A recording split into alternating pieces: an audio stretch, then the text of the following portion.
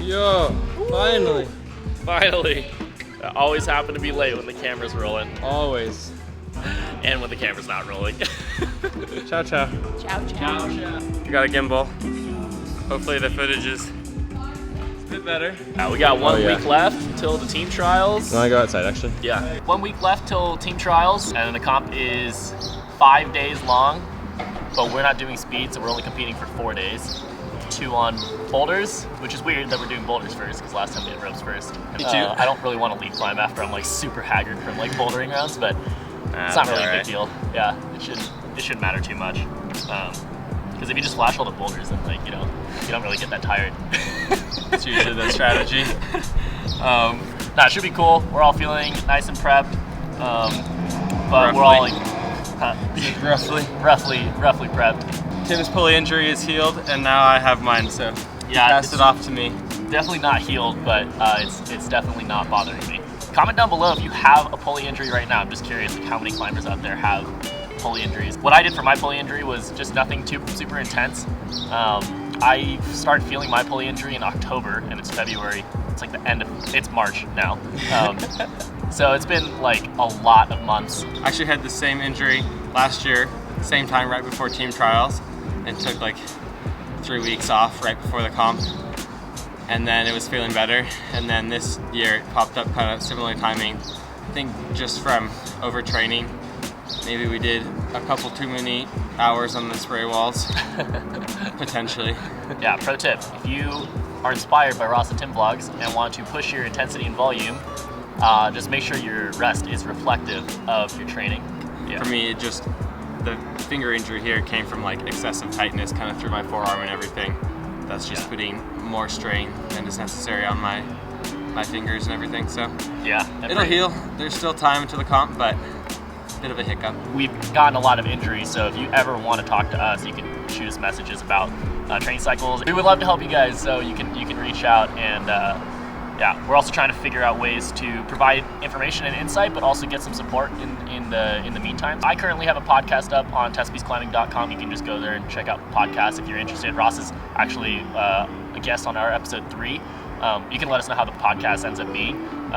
But also, we would like to set up a Patreon. So we were thinking of doing like a Zoom classroom, maybe like twice a month, where like certain tiers of people can enter and certain tiers of people can submit questions. Some people can submit video, and we can go over those things. But it can be like super chill. Like we can all just hang out and like just ask us questions, and we can talk about our experiences and like, it could be random questions. But we would love to set something up like that up. So let us know in the comments what you guys think about that. That was the longest intro of all time. Oh, and now we're gonna go do some slab climbing. Now I'm warm. Oh yeah. Oh, my hips. Josh, right there. Set a bunch of actual boulders for a round the other day, so we'll hop on those ones. Pretty nails, and just keep it to some open hand and light finger usage for today.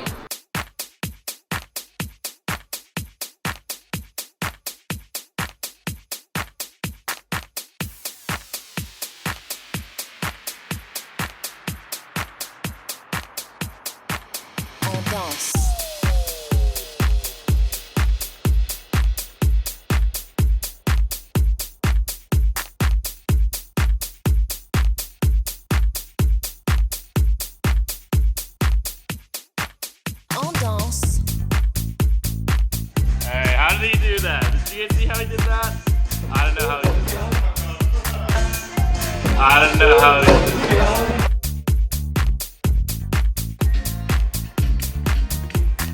that. Yeah, and then you can just do that but slower. Sick. This foot switch is terrifying. What's the report card update? Body positioning? He's slipping the feet, bad body position, lack of faith. Now he's at 100% good go. Nice. See the flow chart here, guys? We need to set, thanks, coach. Like way over the left foot and then just start popping it up. and every time I actually mash, my left hand drive right. Foot up. Yep, keep going up. Oh! Hey, what are your thoughts on this boulder? Really good, super technical, and this position, Yeah. trying to stand up is like, you have to keep a lot of tension here, but also like stay square and like open to the wall. Yeah. So you end up like pulling hard while like dropping your chest and like shoulder in. Yeah. It's like a whole. Dude, it's quite weird. Yeah, like there's a lot of moving parts and like a lot of tension, like on this foot, and then the hands are like, I mean, they're not good, obviously. You can't weight this foot until you come all the way around this. So like that's what I was saying. It's hard to transition from here to like this. Right. And then once you're lying back, and presumably your foot hasn't slipped yet, Yeah. then you can come in and match nothing. But Yeah. I mean, this next part too looked pretty hard. something that Tim just pointed out and we're experimenting with is the duck foot. There. So like using your heel as well. Yep. This is, I used to get so much for doing this before, but it's because I had really stiff shoes and I could not use the like sole of my foot. Yeah. But sometimes when you need like downward pressure Exactly. and like moving left, Yeah. it's easier to like put your heel on than it is to like rotate this and then like keep a direct force on it. You also got poor because you didn't explain it that way. Yeah, that is true. But that's what I was thinking in my head. That's, yeah. I was fair. ahead of the times. He was far ahead of the times. Basically, the point is that there's a lot of intention to like how you should orient what part of your foot that you're instepping on, backstepping on, like. Just play around with it. Like, Yeah, play around. That's why we can spend like an hour on one boulder, is because we're trying to notice like the little things like that.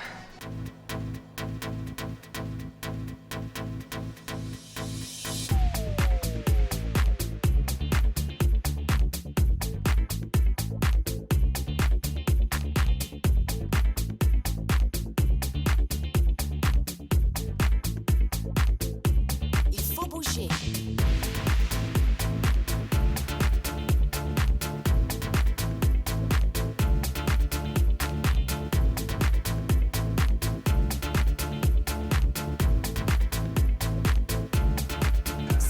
Nice. Stand up all the way to the left. Yes, dude.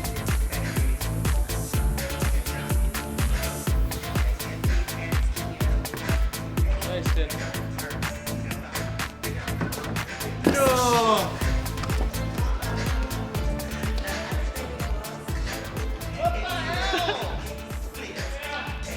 What's the report card? We're good. We're getting better. We're getting better. Josh has been playing this game where you try and draw the person without Yeah, keep that face right there. without looking at what you're drawing at all.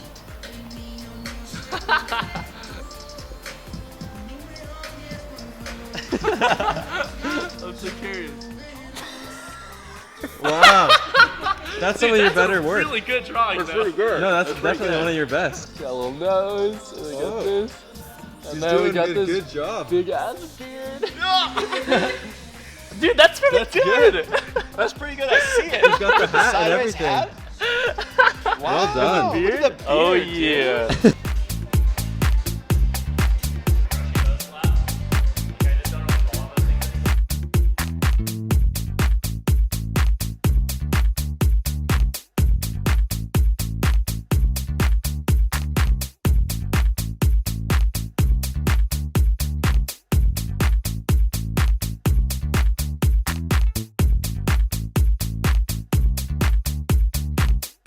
Okay, last couple slabs. This is counting as shenanigans now, but always fun to do some little challenges like this.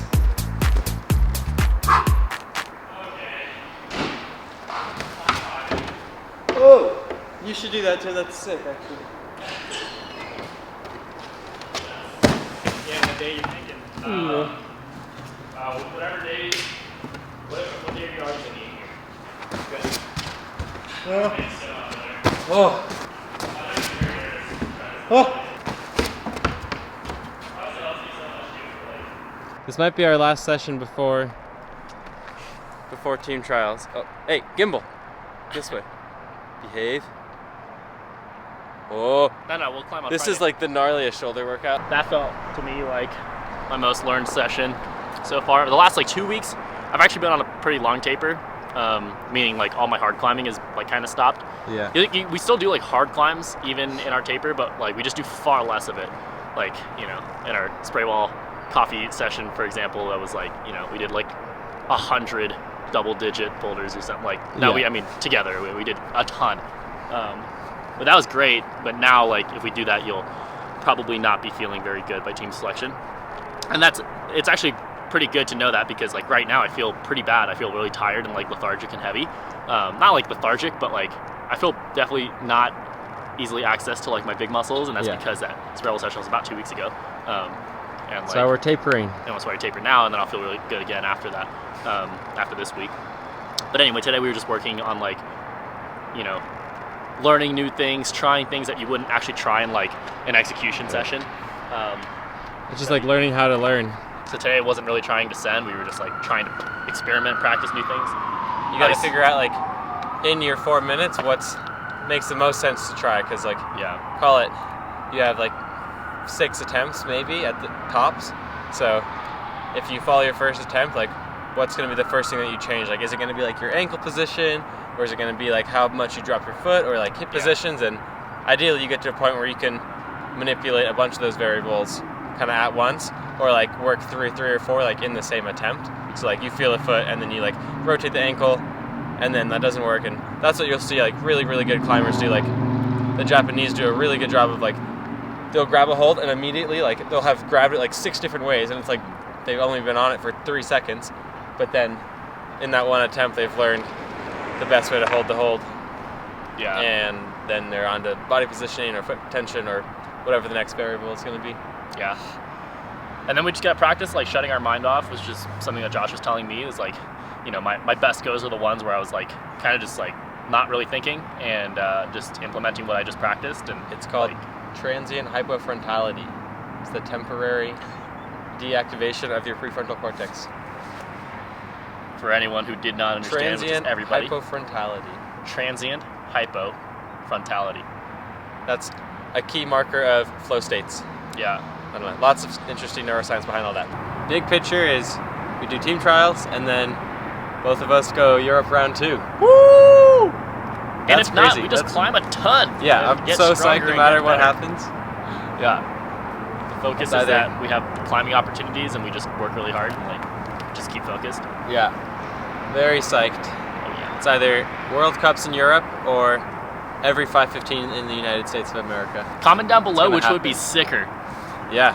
If Frost sent every 5:15 in Europe, Or won every single World or every Cup. single World Cup, or if Tim sent Jumbo Love. Shoo!